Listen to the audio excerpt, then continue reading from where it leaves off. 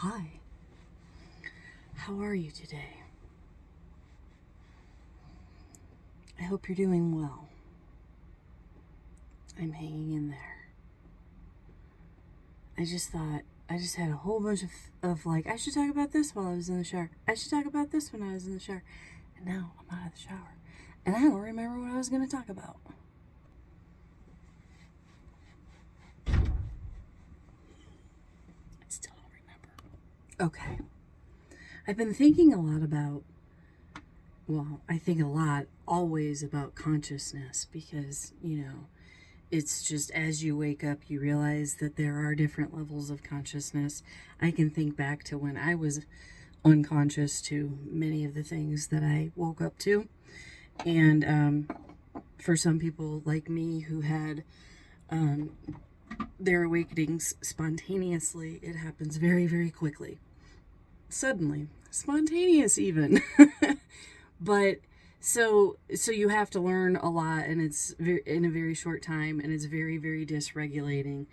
And what I've noticed is I kind of bounce around in my awareness and consciousness, and that doesn't mean that that's bad. That means that I'm just a sensitive person who kind of lives between both worlds. I know that sounds woo and kind of crazy, but it's really true, and that's what's happening with us as we awaken.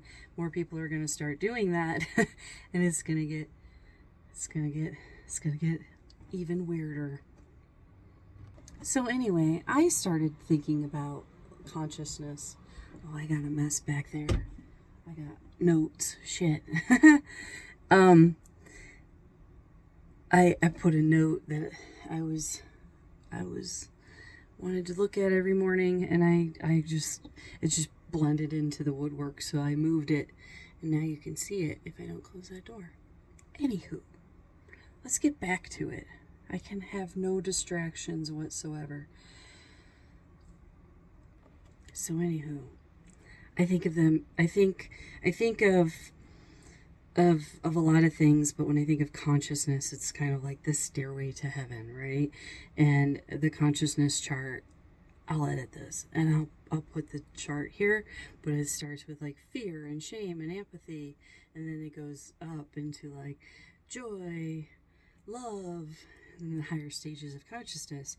So when you study consciousness, you learn that some people never leave the state of consciousness that they're in. In fact, most people don't. So it makes sense if they've never left the stages of consciousness. And you know people, and perhaps you're one of those people, but people who like never leave their box. They grew up in the same state, they grew up in the same county, perhaps even the same city that they've lived their whole life. The neighbors are going to walk by at 3:57, and this is going to happen at this time, and this is going to happen at this time, and every year it's the same thing, and the calendar is planned and all of that. And that is their frequency. So when you begin to wake up and you are no longer in that box, of course they're going to think that you're crazy. Of course they're going to think that they're crazy. So I used to think of it as like everybody has their own frequency, like a radio station. But it also helps to put in there that they also have their own capacity. They only have their own capacity, or they have their own capacity rather. They have their own capacity, and outside of the capacity of their frequency, they can go no more. So that is why they don't get you. That is why when you hear something and you're like, that's ludicrous. That's ludicrous. Or that's just crazy because it is so far out of your spectrum, your frequency, and your capacity to even understand it. But that doesn't mean that there aren't things that you don't know. And, our ego brains make us want to say and think that we know everything and there's everything to know, and it's not my first rodeo. And, and like, I love learning new shit, but I'm like, wow, I've never heard of this. How can I learn more? And then when when other people get it, they're like, that's crazy, that didn't happen, and that's what's happening with me. But what I've not, what I've, people that are in their box are never going to get out of their box. So maybe their role in your life of your awakening is to be negative energy and to see if you can grow past it. You know what I mean? Like maybe it is their job to challenge you and to grow, and maybe the end result isn't that you come to some sort of agreement. Maybe it is that you just part ways and you go, hey, thank you for the lessons. So for me, it is very, very hard to talk to anybody who's in a completely different frequency than me. I mean, there are people out there that watch the news, watch sports, and watch all of that stuff, and don't get into nature, and like, what would I have something in common with those people?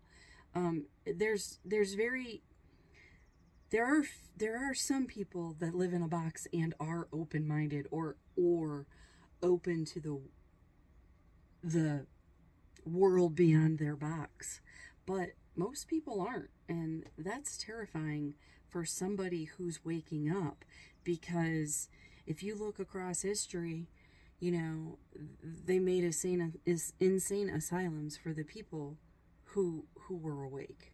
Okay, that's what it is. And if you don't fit the system will find a way to push you out, and it sucks.